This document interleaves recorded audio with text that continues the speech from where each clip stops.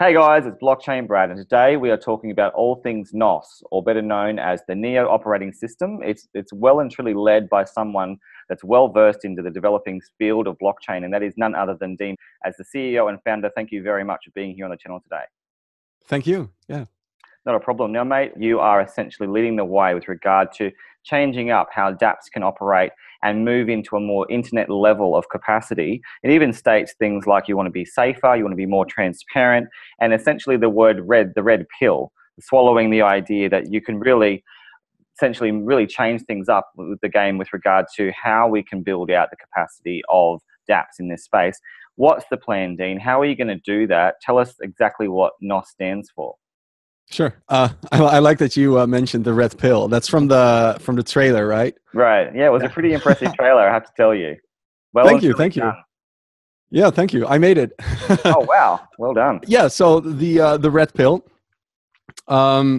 Yeah, so NOS is, as you said, it is a sort of way to make decentralized applications as easy to use as applications that you would on the regular internet and regular, operating systems and such. So NOS, we describe it as a virtual operating system in the sense that it is a full stack solution for building, deploying, interacting and discovering decentralized applications. So basically the entire stack that you'd expect from an operating system to build applications, except we offer that for decentralized applications. And the open internet part of it is that applications can run fully client-side if they so choose, and then only interact with smart contracts on a blockchain backend. And smart contracts can be open source, and it can be proven that these smart contracts are indeed running on as they are, as they're described. So people can verify what happens to their data before they commit their data to the blockchain. So this is not the case with centralized applications. With centralized applications, you send your data to a server, and they can say whatever about what they do with your data. But then later, as you find out with a lot of big applications and social networks and such, they've been doing some pretty, fishy stuff with your data, and things that you may have not wanted to happen in the first place. So that kind of thing cannot happen when you have open, decentralized applications. I see. And once again, harping back to that video you've made, let's just go there. It was really clear that Facebook, for example, are clearly doing those kinds of things, and you're trying to remove that from the equation by being this facility of open source information, really transparent data, and also what's the importance in this respect, Dean, with regard to controls, for the user, having that autonomy, that choice to be able to really change the system from the ground up for the people who want to participate in a new wave of technology and a new wave of access. Yeah, so there are a lot of benefits to both developers and users. Developers can integrate with blockchain, which means they can integrate tokens, which is awesome, and they can let users verify their, what happens to their data, which is great for both users and developers. They can utilize digital assets. They can, make their content for, one of the most obvious examples is gaming content. You can have digital items and assets and actually grant ownership to the user of those things. So that's a big benefit that comes for developers and users. But there's also some downsides, which used to be the case with blockchain and dApps, which is that one, for developers, it's kind of difficult to implement because you have to learn about all these new technologies. You have to learn about consensus algorithms. You have to learn what blockchain platform you want to build on. Then you have to learn their language and frameworks and all that stuff. So we try to take all of that away to make it way easier to build those applications. Right. Okay, and then you have the user end. So for end users, there are some difficulties when they use applications, such as that they have to learn how to buy cryptocurrency, how to exchange it for specific tokens. If you use a dApp and that dApp requires a certain token, I always use the example job token. If you want to use the job token dApp and you need to stake job tokens and you don't have them, then you have to buy them. So you go, first you have to exchange your fiat for Bitcoin or whatever. Then you send that to Binance. and then you or any other exchange, and then you exchange it, then you have to withdraw the tokens again, you wait a while. It's a whole process. That's a lot of work for just staking some job tokens to give someone a reward. Right. So we want to make that as simple as possible, and simplify that entire process. That's one of the things that we do, obviously. And how we do that is we are partnering with NEX, also known as Neon Exchange. That's a big deal, Dean, because they're very well respected in the space. They've done one of the most outstanding, ICOs of the time, very fair. They've gone through the process of also being a security token themselves. So it's a big deal that you're partnering with them. Yeah, it's fantastic. We are very, very happy, and we think that together we can really build that vision of a smart economy. That future where anyone can interact with decentralized applications and also with tokens. So basically, what we're doing, one of the things that we're doing together with NEX is that people will easily be able to exchange whatever cryptocurrencies they have into the desired tokens necessary to make a certain interaction. So now if you need to have 100 job tokens in order to make a job and you don't have the job tokens, you can still click on create job, and then NOS will ask you to exchange, for example, your gas or your ETH for the necessary amount of job tokens. Right. You click OK, and you instantly make the job. So there's no need to have that hassle with exchanges as was traditionally the case. And we do that with NEX on the background. We use the NEX exchange for that. Right. So that's one of the things we're doing. Yeah. I see. So you've got the NEX as the backbone. Is this the key feature that's mentioned in your white paper with regard to your automatic token conversion? Is that what you're talking about? How you have that built-in capacity to utilize it through? Yeah, so the automatic token conversion is powered by NEX. Right. Well, I want to talk to you now. I mean, obviously your title itself implies that you are first and foremost supportive of NEO. You are the NEO operating system. So let's discuss that just for a moment, if that's okay with you. Yeah. First off, the people have said we're the NEO operating system, which is fine, but we never said, we just called it NOS. Well, let's clarify it then. Are you not? Is that a misappropriation entirely?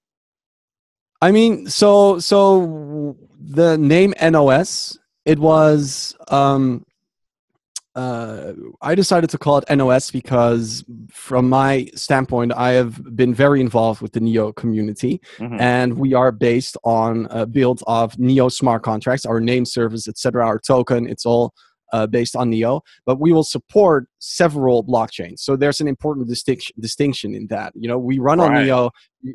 We initially support NEO dApps, but our platform, our APIs will support several blockchains. We don't want to stop anyone from building an Ethereum dApp and deploying that on our ecosystem, because that's possible.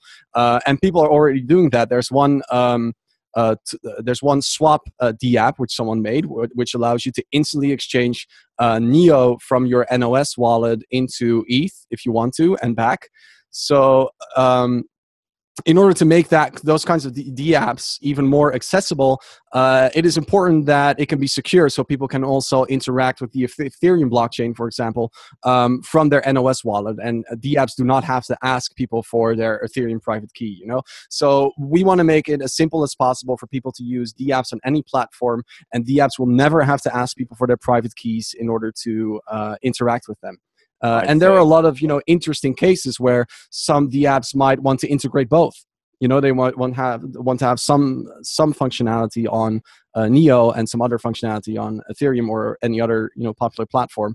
We want to be able to support those kinds of things. So we are built on NEO, but support more platforms. Yeah. Right. So clearly you support NEP5, and you're also moving towards the ERC20 ecosystems. You want to really make sure you can capitalize on all the prominent platforms now.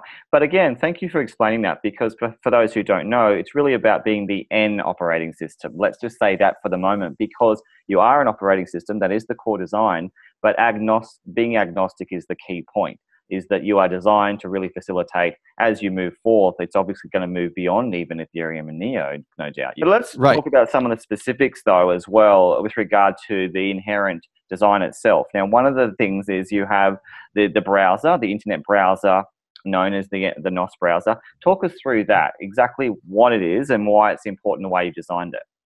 Yeah, so the full NOS stack, it includes everything from building your application to deploying it and for people to discover it and to use it. So there's basically a bunch of different layers or modules that come with NOS. We describe it in the white paper as well. We have the file system, we have the protocol, we have the DApp gateway, we have decentralized authority, we have the name service. There's a lot involved. And what I was thinking is, if we look at it from that stack, let's break it down. Let's start with the top of the bread, go through the meat and all the salad, and then we'll go to the bread at the end, because it's important that we understand this piece by piece. Yeah, so the NOS browser is a part of the client, NOS client, and it allows people to connect to the DApps that are deployed to the NOS network. So we actually have an alternative web protocol. Instead of HTTP, well, you can also connect to HTTP applications, but we also support this unique web protocol, and that is the NOS protocol. So instead of HTTP : / you have NOS : // Mm-hmm. And what happens there is when you connect to an application. So, for example, you have a Neo DApp. For example, Votio, which is one that a member of our community developed, which is really cool. If you go to Votio.neo, you will connect to the NOS DApp on the NOS protocol, and that is kind of a separate layer from HTTP.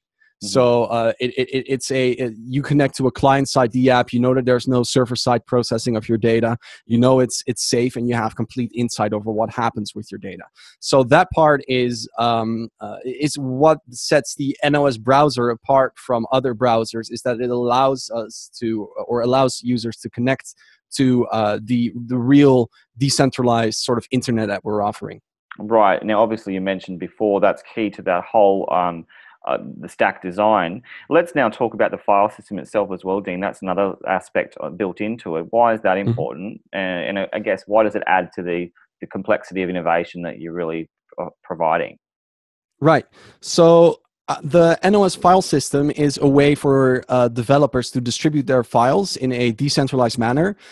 So once it's distributed, you know that the user will always get the same file, and the user will know that as well. So it helps to prevent some things like phishing pages and such that might change source code. You can always verify that you are receiving the file that you wanted to receive. That's one plus side. The other one is immutability, of course. The fact that when you distribute a file on a distributed platform, the likeliness of a file going down is close to nil, right? Because it's distributed over various machines and storage devices, spread all over. That similar in a way to IPFS does it. Basically, IPFS is kind of the fundamental. Basically, the foundation under distributed file systems. IPFS is one of the first systems to do it right, and they are progressing very well. So that's one of the plus sides. The other one is users or developers can stake NOS tokens in order to gain available resources on the decentralized file system. Right. So it's a reward system that you've built in. We also have a reward system. So this is the staking part. So you stake tokens, and a good part about that is when you compare to, for example, cloud services like Google Cloud, you have to pay Google Cloud periodically, right? This is where the reward system with NOS comes in. You don't have to burn tokens. You don't have to actually pay someone in order to get the hosting. You stake tokens, and what happens is by selective supply increase, the file system nodes that serve your files gain from a slight increase in the supply periodically. As where if you are a DApp which is only using resources but not providing much value to the network, you would gain less or nothing from the selected supply increase. So, but you still don't pay. So basically, what happens is the supply increase basically makes sure that that there's still something to be earned by nodes, for example, by file system nodes, while the applications themselves don't actually have to directly pay tokens. There's no real transfer of value in the sense that it's direct. There's just a change in who gets more tokens than the other from a selective supply increase. But another plus side about it is if a DApp is really beneficial to the ecosystem and people like it and it gets a high reputation through voting and so forth, then the selective supply increase will also reward the DApp. So DApps can actually benefit from multiple factors, such as the selective supply increase. They can actually earn revenue. So simply by being high quality, so they don't need to have their own, business model. They don't need to have a specific revenue model or advertisements and that kind of stuff. You can have a real open source, completely open source and free DApp, and still benefit because people like it. It gets a high reputation, and in that way, it gains from selective supply increase. And let's talk about that. I don't mean to interrupt, but I think that whole model of quality-based reputation design is important because obviously you want to foster that, the quality of the overall value of the DApp. So can you talk us through that reputation system? How have you built that in so that you can ensure the continuation of quality as NOS builds? So first off, it is a very important aspect, because when you're looking at an open internet where everything is open source, there needs to be a way that DApps or applications can earn revenue through means other than processing your data. You know, when selling user data is no longer a main use case for free-to-use applications, and when source code is completely open, then there needs to be a way for these applications to gain revenue in other ways. So obviously, the apps can still have business models. They can hold ICOs and offer tokens and integrate payment systems and everything they want. But when they're completely open source, you also want to make sure that that there is, a way to earn revenue from that. You don't want the apps to be punished for being completely open source. So that is why the reputation system and the selective supply increase is so important, because it incentivizes the apps for being good and open source and giving users complete control of their data. And I'm sorry, your question was just with regard to reputation, because obviously what it does is it incentivizes the quality of those that are onboarding on the system. So clearly that's the idea, is that because often we see the prevalence of low quality dApps coming on board as well. So once again, having that voting system built in, that reputation system, it really ensures for the voice of the users as well. Yeah, and we with the DApp gateway, which is another aspect of the NOS client. Great segue. Let's talk about the gateway. It's important. Yeah. Yeah. So this is a really important part of the decentralized authority and reputation system. When DApps get a high reputation, they also become more discoverable. So they can kind of snowball into gaining more users. We want to have the DApp gateway is like an app store, right? Except with an app store, there's a lot of control over what comes on top and doesn't. There's some invisible powers, some people at Apple or wherever, and they're like, we're gonna put this one in our picks because I invested in it. You don't know. Maybe there's a personal interest. So top-down control. Once again, there's complete control. You can't verify how they're doing it. So by having a completely decentralized and open way to handle a sort of app store, it makes it a way more fun and honest way to first discover applications and to also rate them. You can actually earn rewards from the SSI, the selective supply increase, as well by voting on applications. If you're voting truthfully and often, and you're using the NOS ecosystem as it's intended, then you can actually, you can do a lot of voting and make sure that the ecosystem is high quality, and the DApp gateway is. And so this way, the kind of ecosystem comes together, and the DApp gateway is really an essential part of our entire ecosystem where there's votes, where there's rewards, where the apps can host everything in a decentralized way, but also become more discoverable in a decentralized way. Sure, and also obviously the opportunities there through that gateway. But I wanted to ask you in that respect though, Dean, how do you ensure that the voting is honest? And that's important too, because just because you can enable that system of ranking being decentralized doesn't necessarily mean that they'll always act, act honestly in that respect. Absolutely. No, that is a good question. So one of the things that we describe in the white paper is we have a tiered voting system. which means that after the community is voted in a certain cycle, so after a certain amount of time and a certain amount of votes have been committed, there's a second tier of votes, and the second tier is basically a council, and this council are an amount of randomly selected high reputation voters, so voters who have been honest and have voted truthfully, etc. These are randomly selected, and then those verify if the outcome of the overall consensus is correct. Okay. And if there is no consensus, in the sense that the first tier, the community vote, is not overall correct as the second tier, the council vote, shows, then obviously the voting is there. Something happened. Something went wrong. Right. So then the votes are void, basically. And in that respect, it's really one step up from some of the governance models we've seen in the past, even in the blockchain area, in domain where, there's been analogies of delegates and council members and almost have authority over it. But the key point you're making is the randomized aspect of that, because that party may change over time, because it's not just a finite role that person would have, or that stakeholder in the ecosystem would have. Yeah, exactly. Yeah, so those council members, they're randomly selected, and right. Anyone who is a high performer can be selected to be a council member for applications at some point. So that is one important aspect. But there are, of course, it's way more mathematical and technical than this. So this is like the big picture, and you can kind of abstractly think, okay, that works, but there are still some challenges that come with it.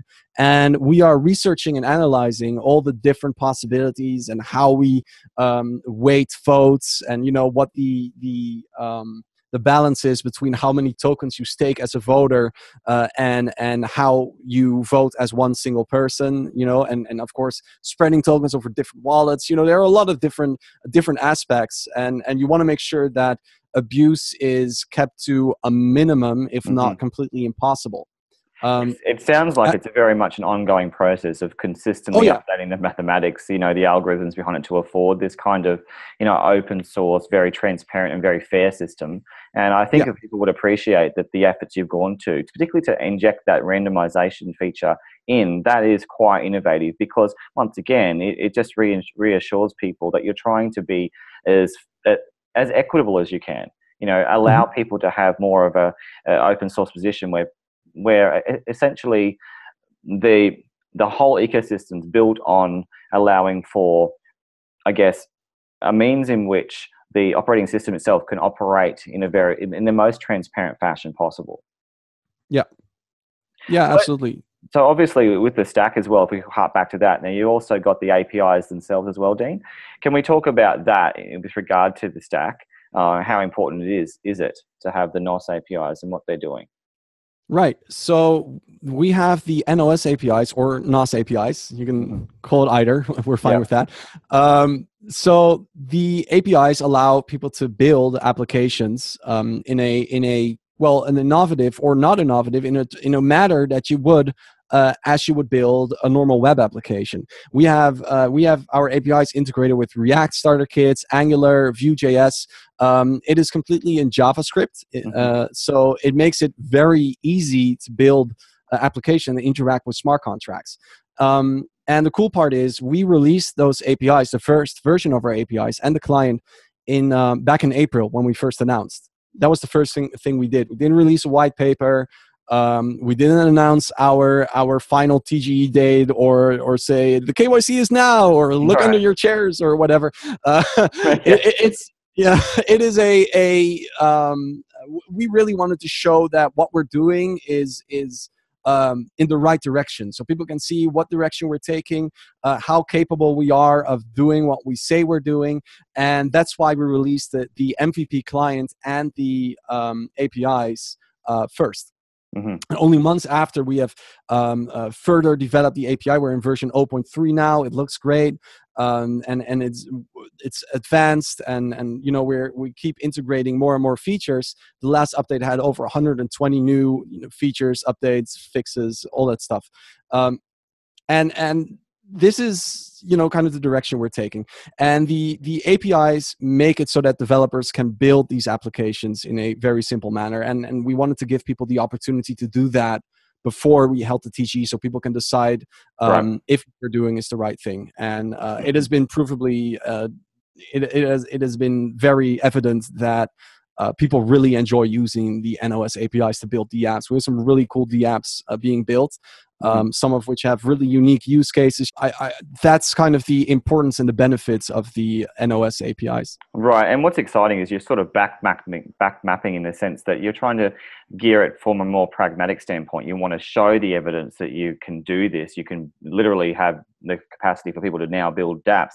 But for that to happen, you also need a huge ecosystem of developers. So how is that going, Dean? Both in-house, I want to talk to you about your team, because your core team have developing experience, they have engineering experience, but also beyond that. I mean, is the NOS ecosystem building already for this kind of evolution and iterations of construction of dApps, building of dApps, creation of dApps?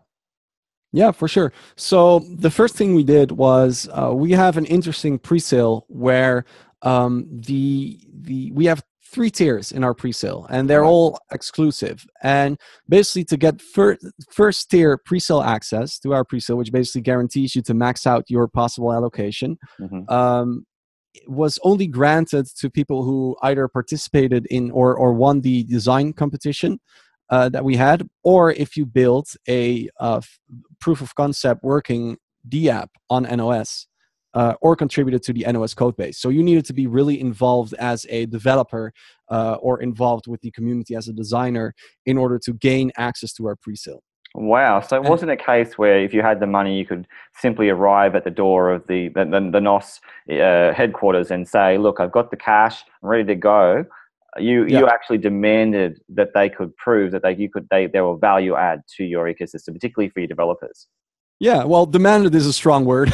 Well, it kind of is, because you're basically we invited. Saying, well, we had an still invitation. Expected. I would say from what you're saying is you're rare in that you're saying, well, look, we expect more than simply your money. We want to see some sort of exchange of value. Yeah, what we want is our tokens to be in the hands of the people who will actually use them. Use them productively and use them for their intended purpose. We are a utility token, and we hope to see people actually use it for its utility. I think that's a really important part. When utility tokens only sit on exchanges waiting for people to trade, then it's not really a utility. Then it's a trading instrument. Right. So once again, recapping that whole point of your back mapping, what you're doing is, if you're standing up and saying you're a utility token, you're reinforcing that truth by from the outset ensuring that you're creating that utility ecosystem through those pre-sale investors. Yeah, exactly. So, and this actually worked really well. So, regards to your question about ecosystem, our developers, how the community building is going for developers, that has gone really well. We have had, I think, approximately over 100 or 120 developers who have been involved with NOS in some way already. We have had 70 DApps be deployed to our NOS net, which is the test net. And we released a top 15 of the coolest ones, which are, the ones that people put the most effort into. And there are some really cool DApps which are out there now, and 2 of which I expect could actually be like real startups already building on top of our platform, and they're already kind of moving in that direction. So in that sense, the development community building is going really well. We really value developers contributing to our code base and building the apps. We really value them.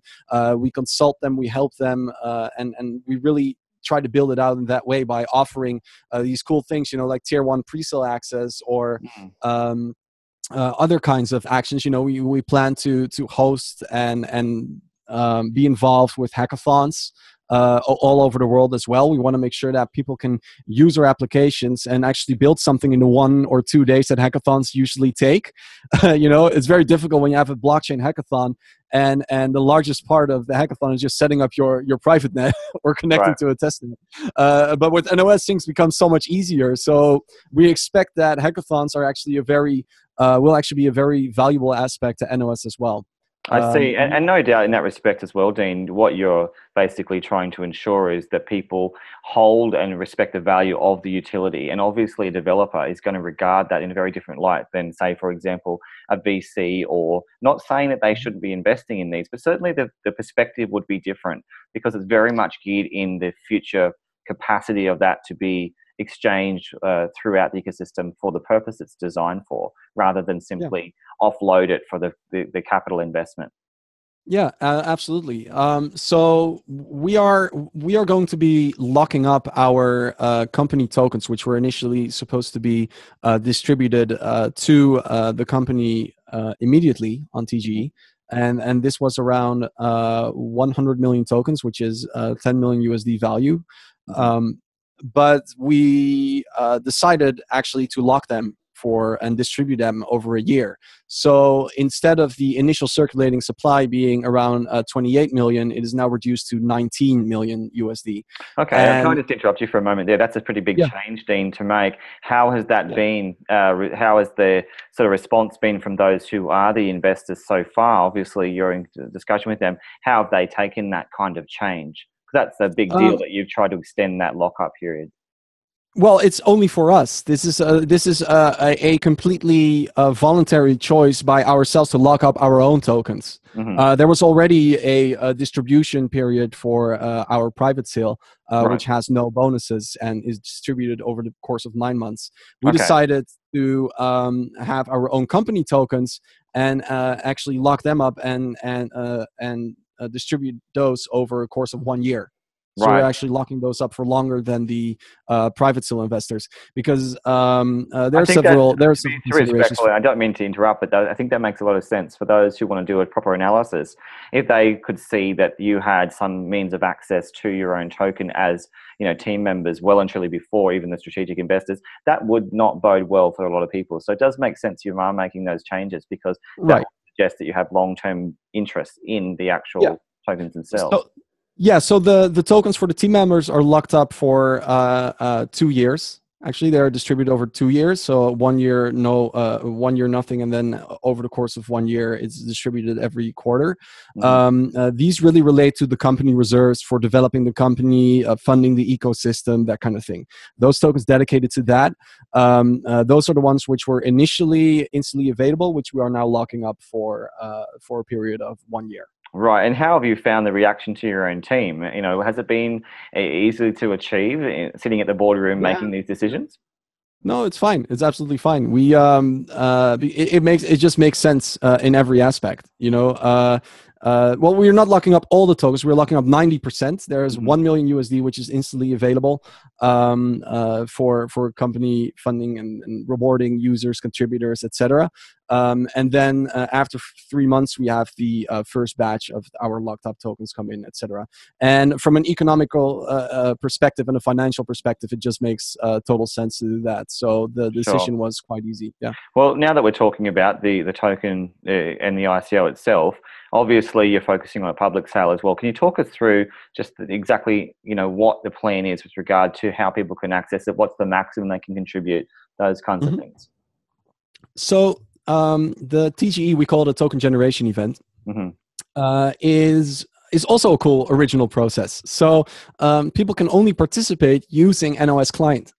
When you sign up to NOS Client, you access a dashboard called My NOS App or NOS App.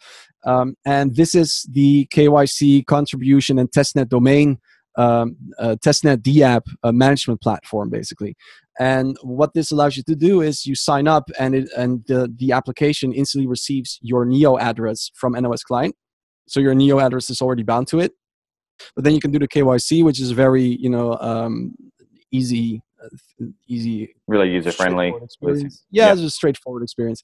And then when the pre-sale and public sale start, we actually built a TGE dashboard, which is a complete DApp running on NOS as well. So we built a full TGE and ICO participation DApp on NOS, which we will be open sourcing, so other TGEs and ICOs or STOs or whatever can use it as well.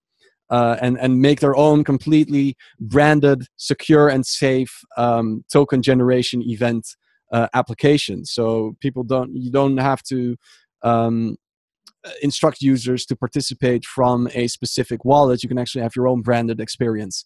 Okay. So everything we do from the pre-sale, where you have to be involved with the ecosystem to gain access to it, from the KYC, the registration, and the participation in the actual TGE, is all built on top of our ecosystem. We are doing everything to integrate with NOS. So everything will be related to NOS in some way, and is integrated with our APIs and our ecosystem in some way. Right, and that's great. And I've had a look at the breakdown as well. You've been quite transparent about the numbers.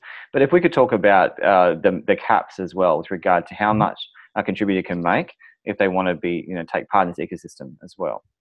Yeah, so we have a maximum individual contribution of 90,000 tokens. That's the maximum you can obtain. That is approximately 9,000 USD.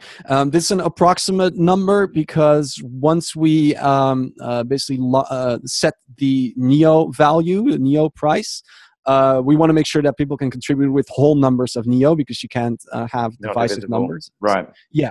So this is approximate. So you can contribute up to approximately 90,000, obtain approximately 90,000 tokens. And this is a tiered system. So obviously the pre-sale will happen first, and then we have the public sale. And the public sale will be split up into 2 phases as well. So there's one phase which is even distribution. So based on the amount of total people who have signed up to our KYC and who have been whitelisted, the first phase will be fair distribution. So everyone will be able to contribute the same amount. And after that, you will be able to max out your contribution if the tokens are still there. I see. And that sounds quite reminiscent of the way in which we saw Nex unfold. With regard to, yes, they had a lottery system, but they allowed for those tiers to, allow for more investment as time went on. So it sounds like it's trying to be as fair as you can.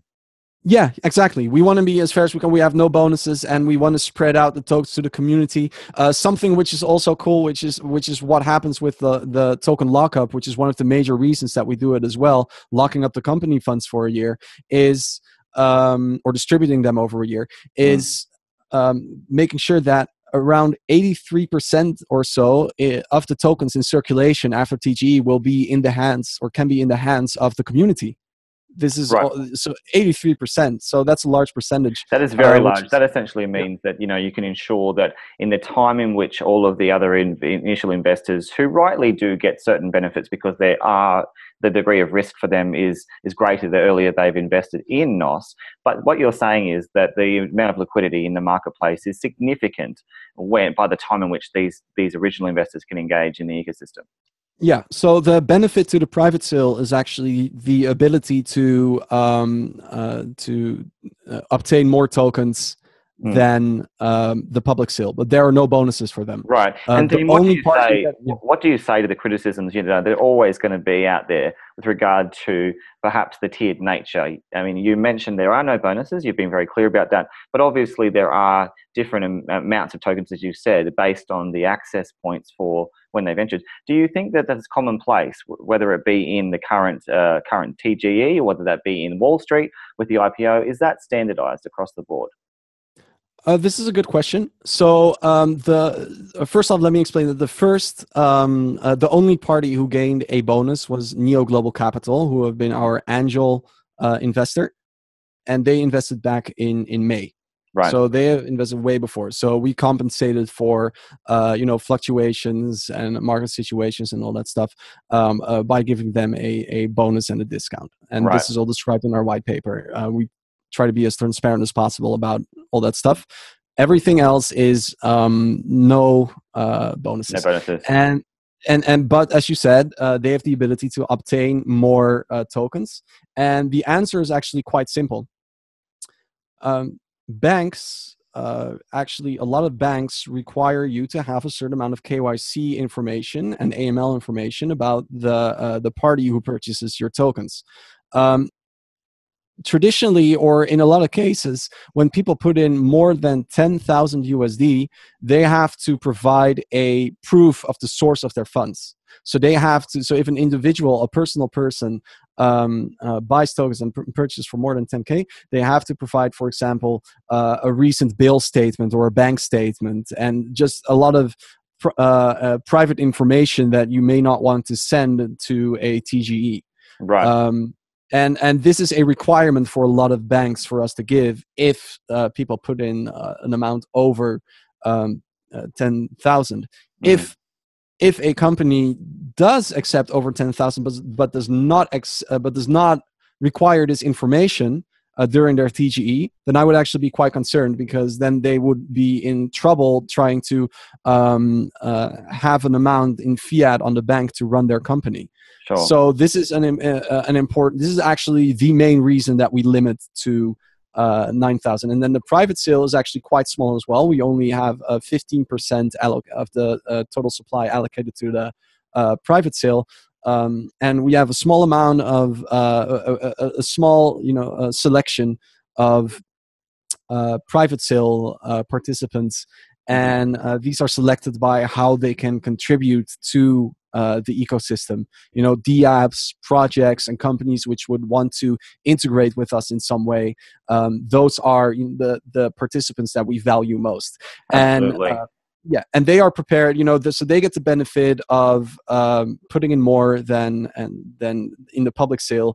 But then we also, if it's personal, then we would require their information or of proof of source of funds, or they need to be a registered and audited company, in which case they only need to send us the certificates of the company. I see. So that is the real reason. Yeah. And Dean, I have to say, I mean, the degree of transparency here, having spoken with many different companies, I don't mean to put forward any lip service, and certainly it's not, indicative of any financial advice from my position, but you are being clearly very transparent about the way in which you are approaching this TGE, and I really do appreciate that. Given this, I'm going to be frank, given the amount of bullshit that I've seen in this space with all kinds of things, I mean, this kind of degree of transparency is refreshing, to be frank. I agree. There's a lot of... Sorry, go on. Yeah. I was just going to say, I mean, you've even listed, for example, Neo Global Capital here by name. And I really respect that, as someone who is an advocate for transparency, because you're explaining why, that they've been given that small bonus at the beginning. You've explained how early they were on. I really respect that, because you've evidenced it, in accordance with the roadmap of your token generation event. And I applaud that, and I encourage more of that kind of transparency from others. Thank you. Yeah, I mean, it only makes sense, right? Everyone who is involved with blockchain in like a real way, with a real vision, is building towards an open, transparent, and decentralized economy. That's the vision, right? That's basically the end goal of every project. Has that same thing in common, where we want to see mass adoption. And why do we want to see blockchain being mass adopted? People say because it's for decentralization and openness and ownership and transparency. Yeah. So it only makes sense to be transparent about your company and how you do things from the start. Absolutely. You're setting a very good precedent, that's for sure. It's not happening enough, but it's certainly happening at NOS or NOS. Now, I wanted to talk to you a little bit more with regard to your wallet. How sophisticated is it? How easy is it to use it? What's the interface like with regard to the way in which it's built out?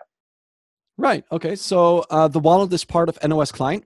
So you start up NOS Client, you log in with your passphrase or your private key or your ledger, and then you access NOS. And when you log in, you instantly see the NOS app, My NOS app, which is the dashboard for the TGE contributions, etc. This will be the DApp gateway in the future. And then you can also access the wallet. And the wallet is just a very sleek, nicely designed. We have a great design team, very nicely designed wallet where you can just manage your funds. That's great. That's great, because a lot of the times when we've seen others move into this space, the wallet hasn't been adequate. So what you're saying is that it's really been tested by those and given feedback, no doubt, to the team. But in that respect, can we talk a little bit more about the expertise of the team as well, Dean, with regard to how can we really ensure that you guys have the capacity to continue this for the long term? Right. Okay. So first off, we hope that for people who have followed us from the beginning and have seen our GitHub contributions and commits, that they can see that what we are doing, we're doing right, and that we are confident in our ability to do it. Secondly, the entire team has a lot of experience in blockchain. Right. We have Matt Huggins, who is the lead developer.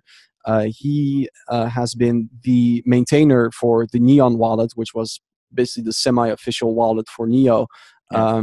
And he is just a very good developer and coder in general. You can just look at his GitHub and see all the things he does. He's very experienced as well.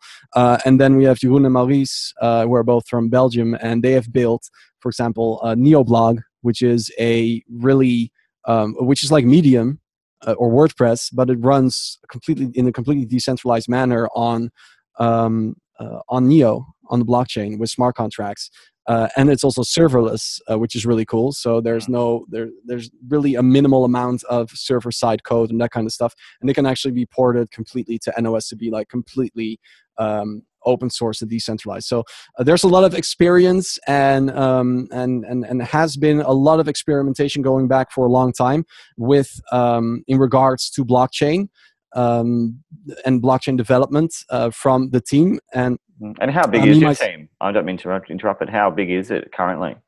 So we have Matt Huggins, we have Jeroen and Maurice, who are three of the client developers and the developers of the ecosystem in general. There's me, myself. I'm founder and CEO, and I'm also developing. I built the MyNOS app, the dashboard, TGE, all that stuff. Also the TGE smart contract, which is based on the Moonlight template.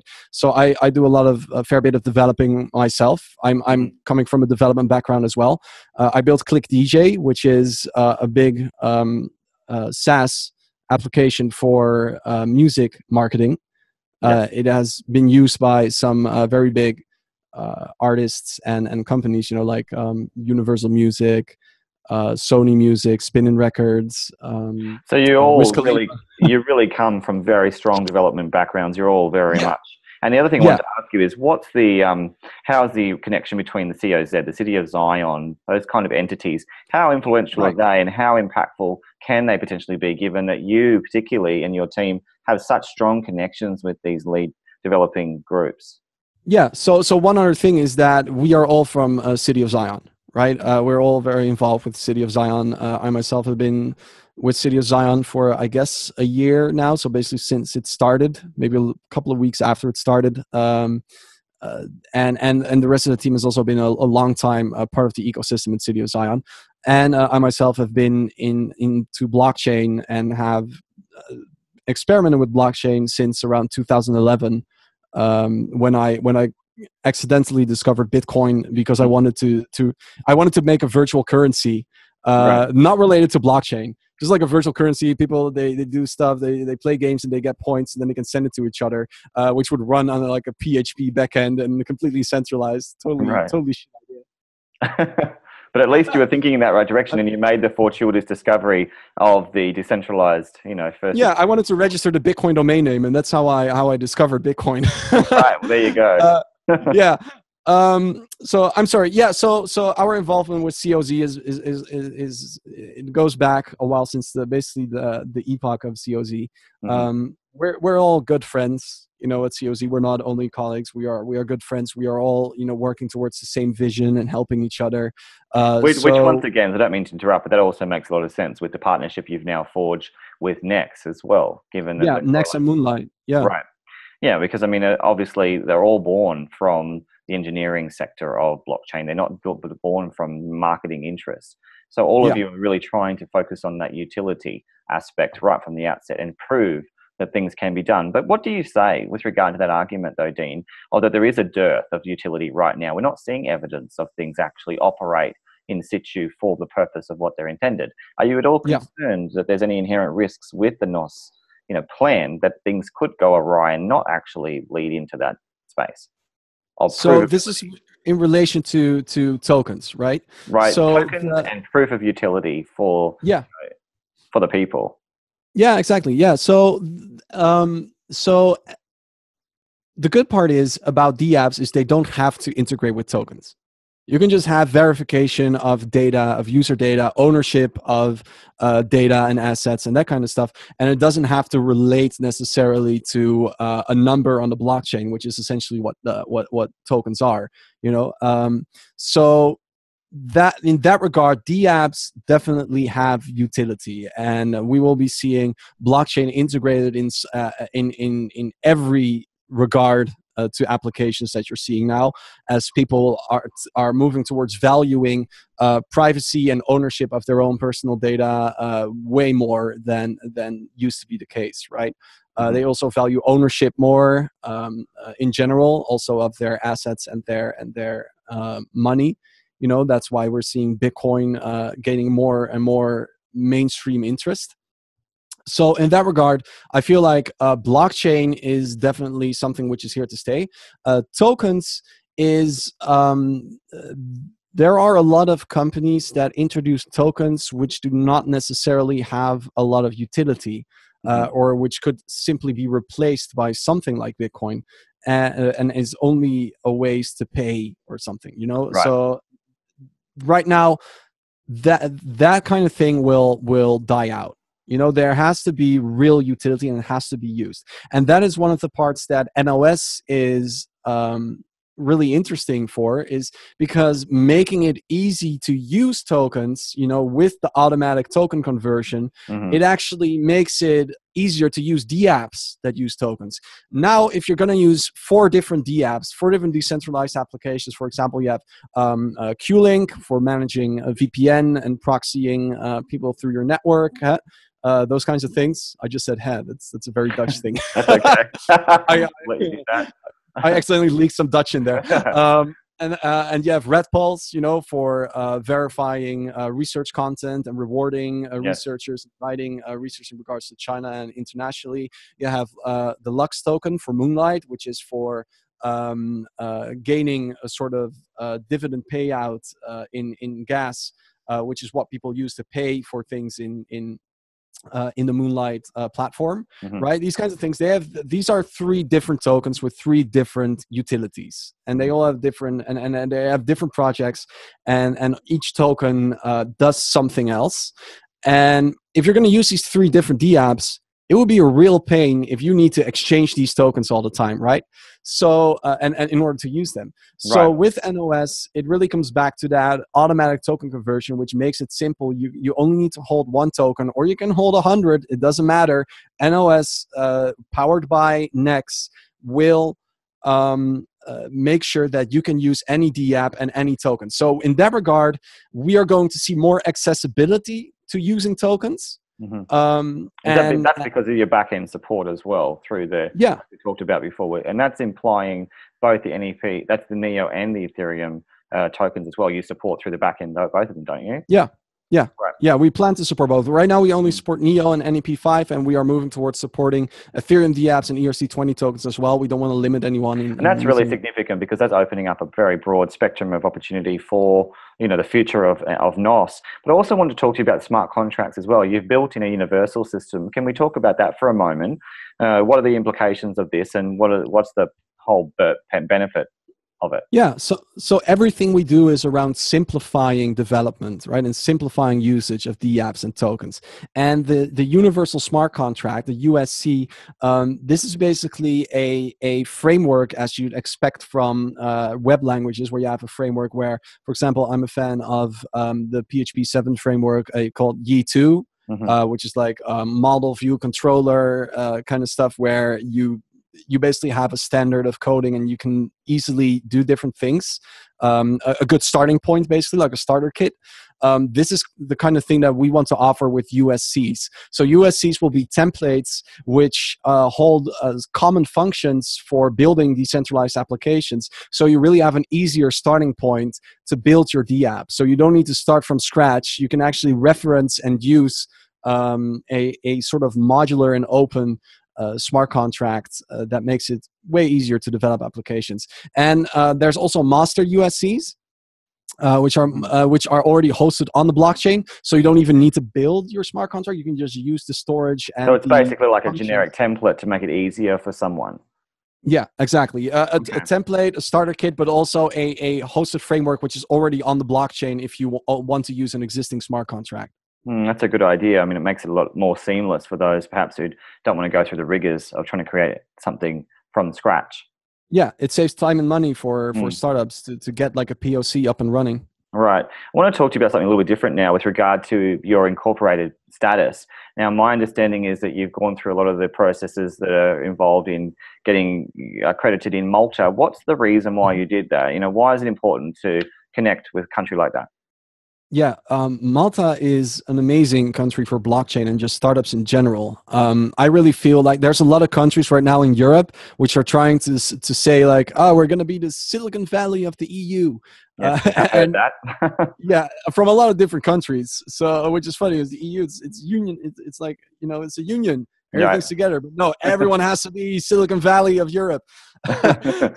So with but Malta is the only country, in my opinion, that is really, really reaching it. They're not just saying it and just like, oh, please come here. We have good But tell regulations and us, good tell us taxes. why, though, Dean. Tell us why. Yeah. So first off, the prime minister of Malta is very pro blockchain. He has recently endorsed a platform called Revolut, which is a payment gateway, a sort of banking alternative like PayPal with their own like credit card and stuff. And this prime minister actually endorsed it and said that they will end the party for traditional banks in Malta. So, so Wow. this is a prime minister who is endorsing a blockchain platform and saying, party's over traditional banks. We're going Wow. towards a new web. So, and that's when you really know, like, okay, government, the government here is not just saying we like startups. They are actually endorsing it. They want to use it. They want to bring it into the country and integrate it into its economy, into its business ends, into the government. All that stuff. Right. And So what does that mean that's what for we're NOS, really seeing. though? Obviously, you've chosen somewhere in the globe that is a massive proponent for blockchain technology and for all the Mhm. innovations it affords. But tell us how that benefits the global reach, though, of NOS, of Yeah. NOS. So first off, being in Malta, it really connects you to the other companies which are coming to Malta. So they're really becoming like a blockchain hub, right? So same reason where right now I'm a citizen of Amsterdam. Hmm. And there it has been a hub for international people to come together. And now in Malta, you are seeing that happen in Malta, where everyone meets up there. There are hackathons there are meetups and conferences there are networking events there. So just being able to access that network and have access to those resources that Malta offers and the other companies that are there is just a very beneficial overall for for any blockchain startup and any blockchain company. And also the Absolutely. regulation is what we really wanted to do, which is part of the reason why it has taken from April to now. What we have been doing in this time, next to developing the client and preparing for the TGE and everything, building up partnerships, all the stuff that a startup does. We also wanted to make sure that we are as compliant and according I'm to ready. regulations as possible. Yeah, and a lot of countries are currently a gray area where they say they welcome it, but they don't have any regulations yet, so you have no idea what it's going to look like. Malta, on the other hand, they have regulations. They have everything stipulated point to point. What you need, how do you present yourself, what kind of stuff is important for your white paper. And if you do all that stuff, then the government there will be supportive, and you know where you stand, and you know you're not going to get into any future surprises. And that is just extremely valuable, because regulations are playing a large role in crypto, believe it or not. Absolutely. So Yeah. clearly, you're a proponent also of regulation of some sort of more of those systematic controls. Now, with regard to knowing where you stand, as you mentioned, tell us a bit about the future. If you could tell us some of the milestones you plan to, I guess, achieve in the next few months or the next year, let's say. What are the things see as part of your vision, Dean, as as a leader of the team? For NOS specifically? Yeah, I mean, Right. ideally. So, yeah, I thought maybe you meant like for any company going into Well, Malta or I whatever. guess, considering that the value, we clearly understand the value of why you've chosen Malta and what it can do. But Yeah, if we can I guess, readdress the real point of what you're trying yeah. to lead. So we are really trying to get this to get to a point of mass adoption, to catalyze it, right? And NOS is not going to be the be-all, end-all, only platform in existence that's going to be able to accomplish this and that kind of. I'm not going to say that kind of stuff, Sure. but we do want to catalyze it and be a major factor and a major role to do it. And it's going to need the help of other platforms and projects and DApps and developers and people to do that. So we try to connect with all of that. So what we want to do is we want to make sure that when there are interesting teams which are trying to build interesting stuff on the blockchain, that that they know the best solution to that is with NOS, and that we can offer the support to do that. So that's in the part of a more community perspective, and then the other perspective. We also want to engage corporations and the enterprise industry into building accessible blockchain solutions for their clients and for themselves. And are you confident in that respect that we're going to see this in the future? Let's say in the next few years, given that a day in crypto is a week or is a month in real time. Things happen so rapidly. Are you pretty optimistic that things can move quickly in the way in which you're hitting your milestones now? For sure, yeah, because the first experiment was with the pre-sale with the developers of the community building DApps. We wanted to see if they were able to do it, and we saw like really original and cool, substantial working applications being built. And this is like in the very first stage, in the first amount of weeks of our application, of our MVP being out there. It shows that the direction we're taking is just very solid when it comes to making the easiest platform for a DApp development as possible. So this is what we are, I feel like we are doing very well in our ways to achieve this. And when you see it being achieved in a smaller scale like that, where with our start, where you want access to pre-sale, you can build a DApp and people do it and it's possible. And some people who aren't even familiar with blockchain development have been able to build a smart contract and a working DApp. Right. Then you know that when you move towards a more to enterprise and towards mainstream adoption and towards a larger scale of adoption when it comes to both developers and users, that you know that achieving that will be possible because you're seeing it happen now. So we just keep going in the right direction. Absolutely. And then it will branch out and pick up as time goes on. It sounds very exciting, Dean, and given that you're giving us the buzzword of enterprise, clearly as the CEO and founder, you would know some of these key discussions. You would be having them with some of their stakeholders in some of the current businesses that they want to transition across. Are you looking forward to really are you going to be releasing information in the next few months about these kinds of enterprise-related partnerships? Or these? For sure. Okay, so we're looking forward to hearing more about that. Can we expect those to come, sooner than later? I don't like the term soon. Okay. I'm not going to say late either. The one of the key aspects that I hold dear is with the company is to under promise and over deliver. Yes. I feel like when you make promises, people will they can speculate. Of hype and there's no information. When I say, "Oh, enterprise something and soon," and those two words happen to be in the same sentence, people will draw conclusions from that and have expectations. And I don't like building expectations. I like managing them and keeping these things until they're ready, so that people can judge whether they like what we do or not the moment we do it. So I'm not gonna promise anything. Once again, I mean, it really harps back to the integrity that you're trying to represent and lead, given that you're not there for the hype alone. You're there for the technology, for the potential of that to lead into something that is a sustainable business for the future. Yeah. Now, once again, for those who aren't familiar. Yes, of course. Because it's interesting that you said that. So I wanted to add something to that. The hype that we really look to employ is not by hyping things up. The hype that we look to build is through real adoption and real substantial material and information. We try to get hype by real stuff and not by words. That's kind of what we.